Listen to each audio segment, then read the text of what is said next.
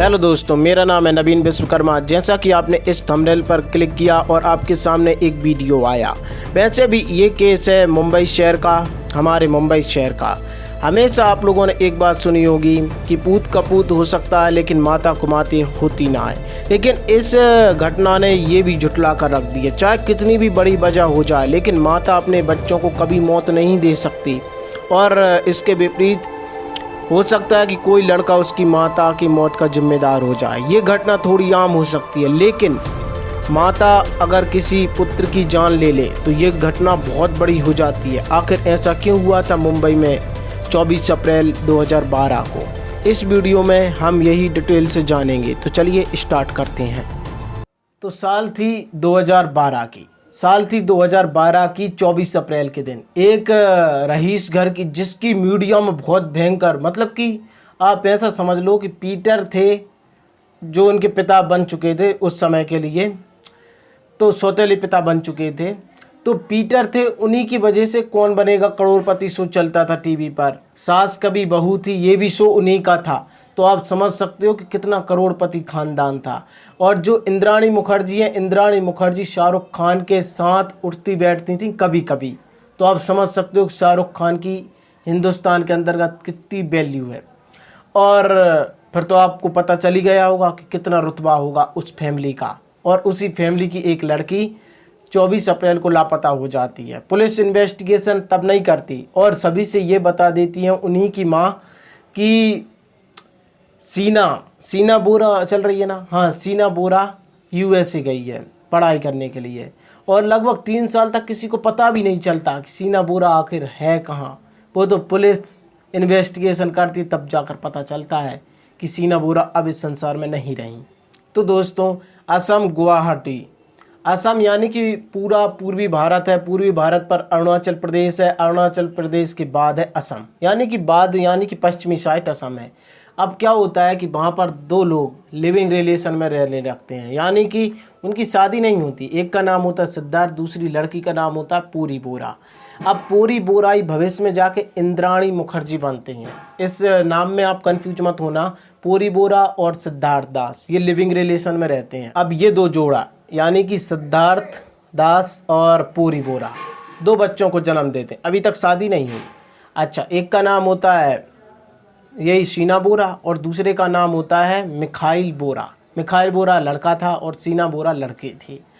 अच्छा, अब 11 फरवरी 1987 को इस लड़की का जन्म होता है। अच्छा, तो आपने अभी तक जाना कि यहाँ पर सीना बोरा 11 फरवरी 1987 को जन्म लेती हैं और इनका भाई भी लेता है। उस तारीख को नहीं लेता, कुछ हो सकता है 1-2 साल बाद। अब उसका नाम होता मिखाइल बोरा। अब क्या होता है कि ये जन्म हो जाता, सब कुछ हो जाता, तभी इंद्राणी, जो कि पूरी बोरा के नाम से पहले जानी जाती थी, इंद्राणी को अपना फ्यूचर याद आता है, क्योंकि शादी तो हुई नहीं थी। लिविंग रिलेशन में रहने के बाद इन 2 बच्चों ने जन्म लिया था। तो इंद्राणी को अपना फ्यूचर याद आता है, यानी कि फिर वो अपना फ्यूचर बनाना चाहती थी। तभी वो कोलकाता चली जाती हैं और दोनों बच्चों को छोड़कर चली जाती हैं इनकी दादी और दादाजी के पास पर। दादाजी का नाम था उपेंद्र कुमार बोरा और दादी का नाम था दुर्गा रानी बोरा। अब यहाँ पर ये छोड़कर चली जाती हैं। अब कोलकाता चली जाती हैं और कंप्यूटर की पढ़ाई करने लगती हैं और बतौर कुछ मेहनत करने के बाद सिलेक्शन हो जाता है। पेइंग गेस्ट के रूप में इनका सिलेक्शन भी हो जाता है। जब जॉब लग जाती है तो ये कोलकाता के एक कारोबारी से शादी कर लेती हैं, संजीव खन्ना से शादी की, जो कि कारोबारी थी पेशे से। उनसे इनकी एक बेटी होती है विधि संजीव खन्ना की बेटी होती है। तो इन्होंने अभी तक 3 बच्चों को जन्म दे दिया था। एक था सीना बोरा, दूसरा मिखाइल बोरा और तीसरा ये विधि किसी दूसरे पिताजी की संतान थी। अच्छा, तो दोस्तों, सबसे पहले मैं आपके सामने एक रेखा चित्र रखता हूँ। इसमें आप देखिए सिद्धार्थ दास हैं सबसे ऊपर। ये इनके पहले पति थे इंद्राणी मुखर्जी के, जो सेंटर में है। सेकंड हस्बैंड इनके थे संजीव खन्ना, जो बीच में दिए हुए हैं। और थर्ड थे पीटर मुखर्जी। अब इन तीनों के बीच में थी इंद्राणी मुखर्जी की 3 संतानें हुई थीं। सीना मुखर्जी, जो कि सबसे बड़ी बेटी थी, फिर मिखिल हुए थे और फिर विधि हुई थी। इसमें आप देखिए कि इंद्राणी मुखर्जी हैं ऊपर इसमें सिद्धार्थ दास हैं, सेकंड पायदान पर संजीव खन्ना है और थर्ड पर पीटर मुखर्जी हैं। अब जो सिद्धार्थ दास हैं, सिद्धार्थ दास और इंद्राणी मुखर्जी की 2 संतान हुई, यानी कि निखिल और सीना, जो ऊपर दिए हुए हैं। अब संजीव खन्ना और इंद्राणी की वजह से हुई विधि, जो बीच में दी हुई हैं। और फिर नीचे हैं पीटर मुखर्जी। पीटर मुखर्जी और इंद्राणी से किसी प्रकार की संतान नहीं हुई, लेकिन पीटर मुखर्जी की पहली वाइफ थी, उनसे 2 बेटियों का जन्म हुआ था, यानी कि राहुल और रॉबिन। राहुल हैं और सीना बोरा हैं। इन दोनों की लव स्टोरी चलने लगी थी, यानी कि ये दोनों एक दूसरे से लव करते थे। जब विधि हो जाती है और कोलकाता में चली जाती हैं, यहाँ तक ये सब चलता रहता है। लेकिन इसी बीच सीना बोरा और मिखाइल बोरा, इनके दादा दादी इन दोनों संतानों को इनके नाना नानी के पास भेज देते हैं। तो यानी कि इनके पूरा जो खर्च रहता है, ये लालन पोषण, वो इनके नाना नानी ने किया था। जो किसके माँ बाप थे? जो थे इंद्राणी के माता पिता। इंद्राणी के माता पिता ने इनका लालन पोषण किया था। अब इंद्राणी, जो कि पूरी बोरा के नाम से मैंने पहले बताया था, अभी भी पूरी बोरा थी, लेकिन जब ये मुंबई पहुंचती हैं फिर इनका नाम चेंज होता है। तो अब मैं इंद्राणी के नाम से बात करूंगा, ठीक है। तो अब ये इंद्राणी क्या करती हैं कि 2002 में जो कारोबारी थे संजीव खन्ना, उनसे भी डिवोर्स ले लेती हैं, यानी कि तलाक ले लेती हैं। 2002 में इनकी विधि नाम की एक बेटी होती है, उससे भी तलाक ले लिया। फिर ये चली जाती हैं मुंबई। मुंबई में इनकी मुलाकात हो जाती है पीटर से। तो अब ये मुंबई चली जाती हैं। 2002 में वहाँ से डिवोर्स ले लेती हैं और फिर ये मुंबई आ जाती हैं। अब मुंबई की एक रोचक कहानी ये है कि मुंबई में ये पीटर मुखर्जी यानी कि इन्होंने कौन बनेगा करोड़पति शो लेकर आए, और इन्होंने सास कभी बहू थी, ये भी शो लेकर आए, और बहुत सारे इनके लगभग बहुत सारे चैनल चलते थे, 20-25 चैनल चलते थे। यानी कि भारत की मीडिया की दुनिया में इनका बहुत बड़ा नाम था, बहुत बड़ा दबदबा था, आप ये समझ सकते हो। अच्छा, अब ये आ जाती हैं कहाँ पर? मुंबई में। अब ये पीटर मुखर्जी, जो कि इनकी वाइफ थी, वो ख़त्म हो चुकी थी। उनके भी 2 संतान थी, राहुल और एक का नाम पता नहीं है क्या था, उनके भी 2 बच्चे थे। तभी इंद्राणी और पीटर मुखर्जी आपस में शादी कर लेते हैं, यानी कि दोनों कर लेते हैं।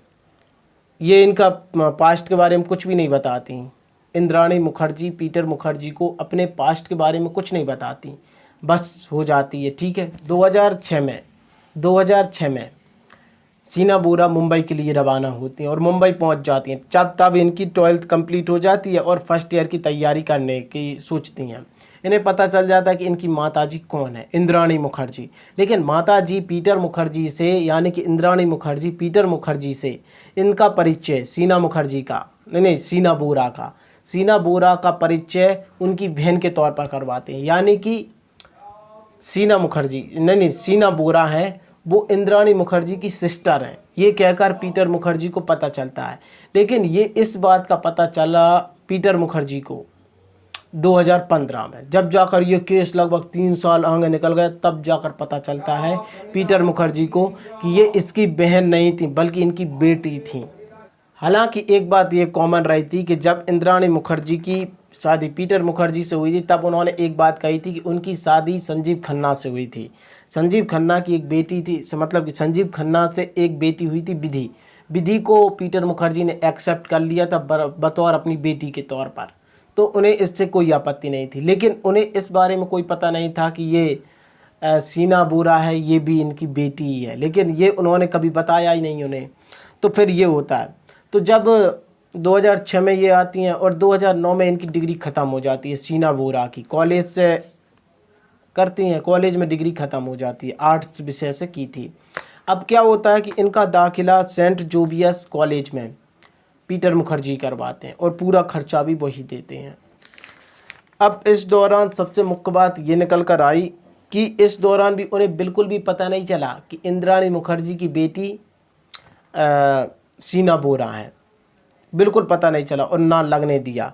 हालांकि उस दौरान उनका बेटा था कौन? राहुल कौन का बेटा था? पीटर मुखर्जी का, जो उनकी पहली पत्नी का था। और दूसरी पत्नी फिर ये आती हैं इंद्राणी मुखर्जी। तो राहुल था, राहुल और सीना आपस में दोस्त बन जाते हैं और काफ़ी समय बाद उनमें प्यार टाइप का हो जाता है। तब कुछ दिनों के बाद राहुल को पता चल जाता है कि इंद्राणी मुखर्जी की बेटी सीना बोरा है, लेकिन जब ये पिताजी जी से बात कहता है राहुल कि ये बात है, तो पिताजी यानी कि कौन थे, पीटर मुखर्जी, वो मना कर देते हैं कि मुझे इंद्राणी ने ऐसा कुछ नहीं बताया। मतलब कि उन्हें इंद्राणी पर इतना ज़्यादा भरोसा हो गया था कि उन्होंने अपने बेटे की बात को नहीं माना था। और इंद्राणी ने भी साफ मना कर दिया था कि ऐसा बिल्कुल नहीं है, आप इन बातों में ध्यान मत दो, क्योंकि ऐसा कुछ वास्तविकता में है ही नहीं। तो फिर इस बारे में ज़्यादा ध्यान नहीं दिया गया। अब आता है 24 अप्रैल। 24 अप्रैल के दिन क्या होता है कि अचानक जो कि जॉब करने लगी थी, हाँ मैंने आपको एक और बात नहीं बता पाई, अब बताता हूँ कि क्या होता है कि 2009 में शीना बोरा की डिग्री ख़त्म हो जाती है और 2011 में उसकी रिलायंस में जॉब लग जाती है, रिलायंस मेट्रो बनफीज में उसकी जॉब लग जाती है सहायक प्रबंधक के तौर पर। तो वो जॉब करने लगती है। लेकिन क्या होता है 24 अप्रैल 2012 को उसका इस्तीफा चला जाता है कि वो उस पद से हटना चाहती है। और राहुल बोरा को, मतलब कि जो राहुल था, राहुल किसका, पीटर का बेटा, पहली पत्नी का, वो उसको मैसेज आ जाता है शीना बोरा का कि वो ब्रेकअप कर ले। यानी कि इन दोनों में लगाव हो गया था, शीना बोरा का और राहुल मुखर्जी का। तो वो उसने ब्रेकअप का मैसेज कर दिया। जब इस जांच पड़ताल करने के लिए राहुल शीना बोरा के घर पहुंचा, यानी कि उसे एक अलग घर भी दे रखा था इन लोगों ने, अलग टाइप का सा, तो उनके घर पहुंचा तो वो नहीं मिलती हैं। और इस दौरान वो आगे चलकर सबसे पहली इन्वेस्टिगेशन शिकायत वही करता है और वो घर आकर पूछता है इंद्राणी से। तभी इंद्राणी उन्हें बताती है कि वो यूएसए गई है आगे की पढ़ाई करने के लिए, क्योंकि वो इस जॉब को छोड़ना चाहती थी। इसी दौरान इंद्राणी की शिकायत करता है राहुल, यानी कि राहुल मुंबई पुलिस में शिकायत करता है कि शीना बोरा क्या पता कहाँ गई। तो उस दौरान सबसे पहले उनकी माताजी को बुलाया जाता है पुलिस स्टेशन में, और पुलिस स्टेशन में कहा जाता है, इंद्राणी मुखर्जी कहती हैं कि वो विदेश गई है पढ़ने के लिए, यूएसए गई है। तभी पुलिस को 23 मई को एक लाश मिलती है रायगढ़ के जंगल से। अब क्या होता है कि लाश बहुत ज़्यादा जली हुई थी, तो पहचान तो करना बिल्कुल नामुमकिन ही था और काफ़ी सड़ चुकी थी। 23 मई को यानी कि 1 महीने बाद मिलती है। हालांकि वो लाश अध जली थी और बहुत ज़्यादा डिस्ट्रॉय हो चुकी थी, बिल्कुल ख़त्म हो चुकी थी। तो अब यहाँ पर शीना बोरा लापता थी और ये केस चल भी रहा था, शीना बोरा गई कहाँ गई का, और उन्होंने कोई कांटेक्ट भी नहीं किया। अगर कोई यूएसए जाता है तो घर वालों को पता तो होता है कि क्यों गया है और क्यों नहीं गया, लेकिन शीना बोरा का ऐसा कुछ पता नहीं था। शीना बोरा अक्सर पीटर मुखर्जी को उसके यूएसए जाने की तस्वीरें दिखाया करते थी एडिट किए हुए, लेकिन वो रियल चित्र नहीं थे। इस दौरान क्या होता है कि पुलिस इंद्राणी के घर पर नज़र रखना स्टार्ट कर देती है और ड्राइवर होता है उनका, कौन होता है, श्यामबर पिंटू राव को गिरफ्तार करती है। श्यामबर पिंटू राव को इसलिए गिरफ्तार नहीं करती कि उसने कुछ किया हो, बल्कि उस पर अवैध हथियार पाए गए थे, तभी पुलिस उसे गिरफ्तार कर लेती है। लेकिन फिर जब उस पर ठुकाई होती है, पिटाई होती है, तब वो ये भी राज उगल देता है जो उससे पूछे भी नहीं जाते। हालांकि पुलिस का शक तो पहले से ही जा रहा था इंद्राणी मुखर्जी पर कि इसे पता है कि क्या हुआ क्या नहीं हुआ। तब उसका शक ड्राइवर पर और भी पूछताछ करने लगती है। तब ड्राइवर पूरा सच सच बताने लगता है। ड्राइवर के अनुसार कुछ ऐसा होता है कि संजीव खन्ना, जो कि कोलकाता में रहते थे, इसके सेकंड पति थे, किसके, इंद्राणी मुखर्जी के, वो कोलकाता से आते हैं 24 अप्रैल को।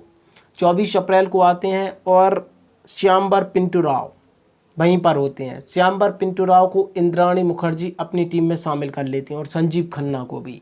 संजीव खन्ना जो कि कोलकाता से उसी दिन आते हैं, होटल में रुकते हैं और शाम को आ जाते हैं घर पे। अब शाम को क्या होता है कि 6 बजे लगभग करीब एक ऐसी जगह पर ये इंतज़ार करने लगते हैं, किसका, शीना बोरा का। शीना बोरा को राहुल अक्सर एक जगह पर छोड़कर जाता था, उस जगह का नाम था लिंकिंग रोड, और ये नेशनल कॉलेज के पास अक्सर छोड़कर जाता था। ये 6 बजे से उसका इंतज़ार कर रहे होते हैं, 7 बजे तक राहुल उसे ड्रॉप करके चला जाता है, मतलब छोड़कर चला जाता है। अब क्या होता, तभी ये कार लेकर जाते हैं, कार में उसे बैठा लेते हैं, ठीक है। अब शीना बोरा को ये सब पता नहीं था कि उसके साथ आगे चल के क्या क्या होने वाला है। लेकिन फिर क्या होता है, इंद्राणी मुखर्जी ड्राइवर के साथ बैठ जाती हैं। ड्राइवर होता है इनका श्यामबर पिंटू राय, उसके साथ बैठ जाते हैं और संजीव खन्ना पीछे बैठ जाते हैं और शीना बोरा भी पीछे बैठ जाती हैं। अब तभी जब कार चली जाती है और एक ऐसी जगह पर पहुंचती है, बांद्रा की गली से गुजरती है, तभी संजीव खन्ना उसका गला दबा देते हैं और वो वहीं ख़त्म हो जाती है। अब इतनी बात काफ़ी नहीं होती, पूरी रात लाश डिग्गी में बंद होती है कार के, और कार पार्क होती है किसके घर के पास में, इंद्राणी के घर के पास में, और इंद्राणी अपने घर में सोती है और संजीव खन्ना होटल में चले जाते हैं रुकने के लिए, और इंद्राणी मुखर्जी अपने घर पर और ड्राइवर उनकी कार के अंदर सो जाता है। तभी क्या होता है कि जैसे ही सुबह होती है तो ये निकल जाते हैं, बिल्कुल सुबह सुबह 4 बजे के करीब निकल जाते हैं और रायगढ़ पहुंच जाते हैं। सबसे पहले तो इन्होंने 23 अप्रैल के दिन ही जगह देख ली थी रायगढ़ में कि वो अगर सीना बोरा को लेकर आएंगे, यानी कि उसका शव, तो वो कहाँ उसे दफन करेंगे, किस जगह पर उसे डीप करेंगे, मतलब कि गाड़ देंगे। तो ये उन्होंने 23 तारीख को ही देख लिया था, अच्छी जगह सी तलाश ली थी। लेकिन अफसोस कि पुलिस हर चीज़ को पकड़ लेती है, ऐसा नहीं है। हाँ, हालांकि पुलिस से बहुत सारे केस अभी बचे हैं जो सॉल्व नहीं हुए, सीबीआई भी सॉल्व नहीं कर पाई। ऐसा कि हमने एक केस के बारे में आपको वीडियो में बताया था, उस केस की हमने वीडियो बनाई थी, कौन थी, आरओसी तलवार केस। उस केस को अभी तक किसी ने सॉल्व नहीं किया और वो अनसॉल्व्ड केस है अब। लेकिन ये तो सॉल्व होता ही नज़र आ रहा था, तो ये हुआ था। तभी ये तीनों सुबह मिल जाते हैं, यानी कि कौन कौन, श्यामवर पिंटू राय इनका ड्राइवर, इंद्राणी मुखर्जी और संजीव खन्ना, तीनों जाते हैं और रायगढ़ के जंगल में पहुंचकर एक पेड़ के नीचे बैग को उतार कर उसमें आग लगा देते हैं, पेट्रोल डालकर उसमें आग लगा देते हैं और वहाँ से निकल जाते हैं। इन्हें लगता है कि पूरी तरह से जल चुकी है लाश, अब निकल लो। ये निकल जाते हैं घर की तरफ, और तभी 25 तारीख को ये चले जाते हैं कोलकाता, संजीव खन्ना, और सभी अपने काम में लग जाते हैं। और इंद्राणी मुखर्जी यहाँ पर बोल देती हैं कि वो यूएसए गई है पढ़ाई करने के लिए, और सब काम उससे इस्तीफा भी दे दिया कंपनी में कि कंपनी से कोई आए ना इसके घर, यानी कि रिलायंस में काम करती थी वो, तो वहाँ पर भी दे दिया था इन्होंने कि कोई घर पर ना आए या इसकी कोई शिकायत लेकर ना आए कि कहाँ पर गई है कहाँ पर नहीं गई। जब ड्राइवर को पुलिस ने हथियार रखने के जुर्म में गिरफ्तार किया था और ड्राइवर ने पोपट की तरह पूरी बातें खोल दी पुलिस के सामने, यानी इंद्राणी मुखर्जी, संजीव खन्ना और खुद उसके बारे में, तो बस फिर किसी सबूत की ज़रूरत कहाँ रह जाती है। और फिर अगर इन दोनों को भी उठाएगी पुलिस तो भी सबूत मिल ही जाएंगे। तो ये केस बिल्कुल सॉल्व हो चुका था। और फिर 2015 में 25 अगस्त 2015 में इंद्राणी मुखर्जी को गिरफ्तार कर लिया जाता है और संजीव खन्ना को भी गिरफ्तार कर लिया जाता है। इन पर धाराएं लगती हैं 302 हत्या की, 201 साक्ष्य मिटाने के लिए और 363 अपहरण के लिए। इन पर धाराएं लगती हैं और इनको पुलिस गिरफ्तार करके जेल में डाल देती है। फाइनली 2022 में इसे जमानत मिल जाती इंद्राणी मुखर्जी को 7 साल के बाद, लगभग 6-7 साल के बाद इसे जमानत मिल जाती 2022 में। अब इस केस के बारे में और आगे की डिटेल पता नहीं है कि जमानत मिल गई या किन किन को मिली है किन को नहीं। और तब तक जयराम जी की ऐसे ही किसी नए एपिसोड में फिर से मिलेंगे। तब तक वीडियो को लाइक और चैनल को सब्सक्राइब जरूर करिएगा।